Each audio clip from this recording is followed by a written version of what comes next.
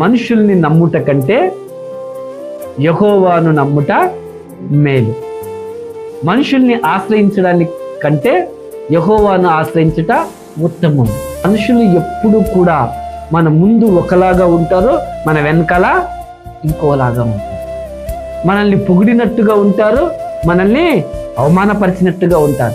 మనకు సహాయము చేసినట్టుగా ఉంటారు, ఆ సహాయము చేసిన తర్వాత కూడా దాని కొరకు ఒక మాటను మన మీద వదులుతారు.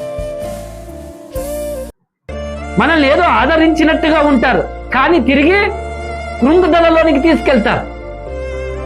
మన ఇంటి చుట్టుముట్టున్న వారు మన దగ్గర ఏదైనా సంఘటన అయితే మన దగ్గరికి వస్తారు, వచ్చి సానుభూతితో కూడిన మాటలు మాట్లాడవచ్చు, కానీ తిరిగి వెంటనే విచారకరమైన మాటలు, అవమానకరమైన మాటలు, హేళనకరమైన మాటలు, తగ్గించే మాటలు వారు మాట్లాడతారు. అందుకే